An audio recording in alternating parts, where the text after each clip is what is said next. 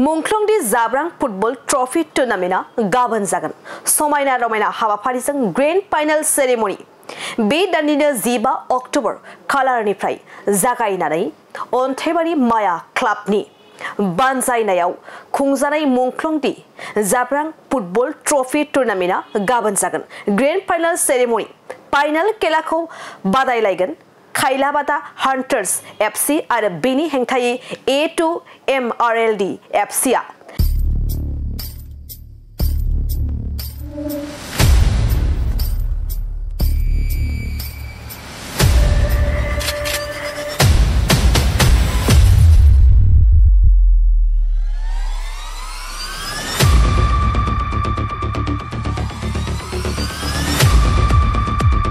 बे फाइनल सेरेमनिखौ खुंफुं आफादा जोबोद मेहेरगोनाङै खुंफुंनो लाहार फाहारा सोलिगासिनो।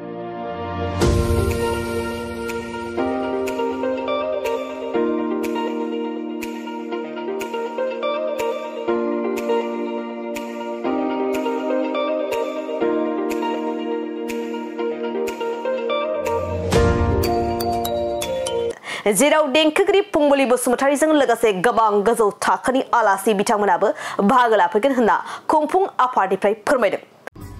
खुलुमबाय, आं फुंबिलि बसुमतारी नोंथांमोननो बेखौनो फोरमायहरनो सानोदि चिरां डिस्ट्रिक्ट बेंटल रुनिकाटानि अन्थाइबारि माया क्लाब एन्ड लाइब्रेरियाव A2MRLD FC बड'लेण्ड वर्सेस खैलाबारि हान्टार क्लाबनि ग्रेन्ड फाइनाले जानो थांगासिनो दङ। दा बेयावनो आंखौबो दान्दिसे सम हांख्रायहरदों, बेखायनो आंबो 28 अक्ट'बराव नुजाहैनो आखायाव लादों।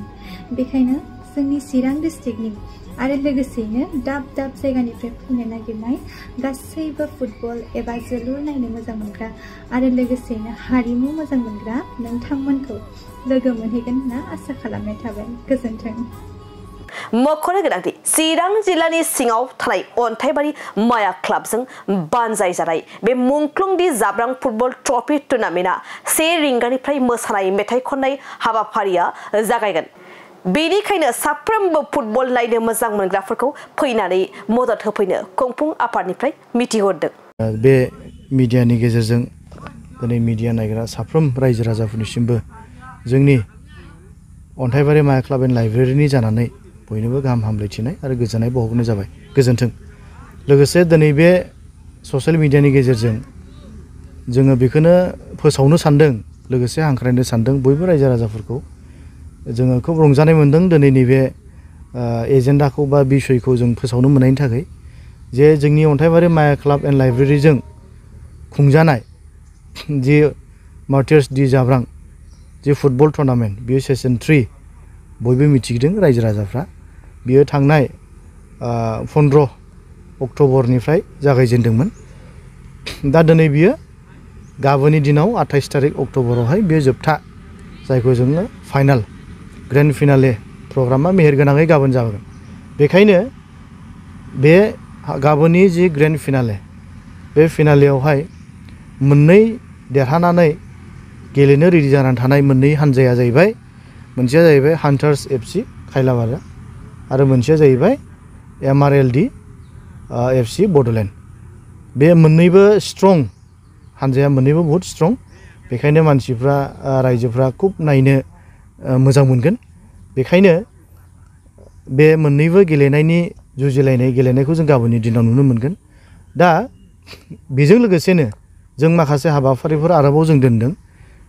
जोंनि बे गाबोननि ग्रेन्ड फिनाले प्रग्रामखौ जाफुंहोनो थाखाय जोङो सासे देंखोगिरि, सासे बिनानावखौ जों लिंहरदों।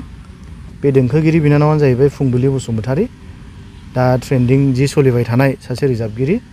जा बे बिनानावजों लोगोसे माखासे मोसाखावरिफोर फैफागोन आरो बे बिनानावा मिलौदो देंखोजों जोंनि फुटबल नायनो फैनाय, जोलुर नायनो फैनाय जोंनि रायजो राजाफोरखौहाय गोजोनग्लायहोगोन होननानै आं मिजिंथिदों। लोगोसे बेजों लोगोसे जोंनि खाथि खालानि जोंनि मोसाखावरिफोरबो जोंजों थागोन आरो रोजाबग्राबो थागोन। बेजोंनो जों गाबोननि हाबाफारिखौ मेहेरगोनां खालामगोन। आरो बेल' नङा, गाबोननि हाबाफारिखौ मेहेरगोनां खालामनो थाखाय जोङो माननि आलासि, गाहाय आलासि जोङो बिथांमोनखौबो जों हांख्रायदों। जा गाबोननि दिनाव जों नुनो मोनगोन जोंनि आलासि बिथांमोनाबो जोंजों सफैगोन आरो हाबाफारिखौ जाफुंहोगोन। बेजों लोगोसे मार्टियार्स डि जाब्रांनि जि न'खरनि मेम्बार्सफ्राबो जोंजों बाहागो लाफैगोन जों मिजिंथिदों गाबोननि दिनावहाय मार्टिस डि जाब्रांनि न'खरनि मानसिफ्राबो जोंजों फैनानै बाहागो लाफैगोन आरो बेजों लोगोसे लकेल डिगनिटारिसफोर मानगोनांफोर आरो गभर्नमेन्ट एडमिनिस्ट्रेटिभनिफ्राय एडिसि सार आरो बिडिअ सार बिथांमोनाबो जोंजों फैगोन बाहागो लाफैगोन गाबोननि दिनाव आरो बेजों लोगोसे गभर्नमेन्ट रिप्रेजेन्टेटिभनि जायफ्रा दैदेनगिरिफोर बिथांमोनाबो जोंजों फैनानै बाहागो लाफैगोन आरो लोगोसे XMDB इउनाइटेड फरामनिफ्रायबो बिथांमोनाबो जोंजों बाहागो लाफैगोन गाबोननि दिनाव आं बिनिखायनो अन्थाइबारि माया क्लाब एन्ड लाइब्रेरिनि एडभाइजार हिसाबै आंजों लोगोसे दङ आरो अन्थाइबारि माया क्लाबनि सासे एडभाइजार बेजों लोगोसे जोङो फुटबल साब कमिटिनि जानानै बयबो खाथियाव थानाय गोजानाव थानाय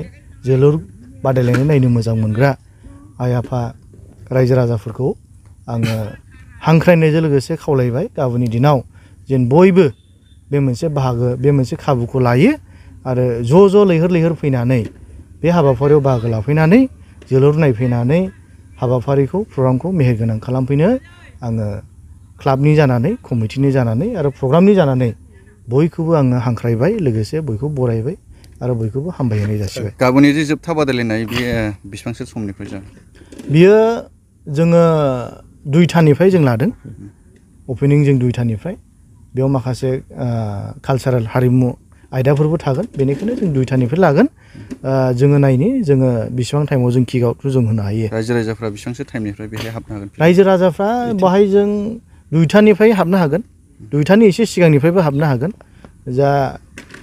जायानो सिगां फैयो माने मोजां जायगाखौ मोनगोन सना रुफा आरो हिरानि जुवेलारि गाननो मोजां मोनग्रा सुबुंफोरनि थाखाय गोजोनथाव खौरां दासान्दि फुजा बोथोरखाय खम बेसेनाव फानगासिनो MSCB जुवेलार्सआव सना रुफा आरो हिरानि समायना रमायना जोंख्लाबनाय जुवेलारिज MSCB जुवेलार्सआव मोननो हागोन राजकोट जुवेलारि कास्टिं जुवेलारि कलकाता जुवेलारि मेसिनजों बानायनाय जुवेलारि आरो आखाइजों बानायनाय जुवेलारि लोगोसेनो हाबा हुखायाव गाननो थाखाय सना आरो हिरानि समायना जुवेलारिसफोरखौबो मोननो हागोन MSCB जुवेलार्सआनो दं क'क्राझार सहरजों नांजाबनाय क'क्राझार रेल गेटनि साखाथि वार्ड नं 5 बिबेकानन्द फर्टआव MSCB जुवेलार्सजों थोंजोङै जगाजग खालामनोबो हागोन 9954273079 जानबुं अनजिमायाव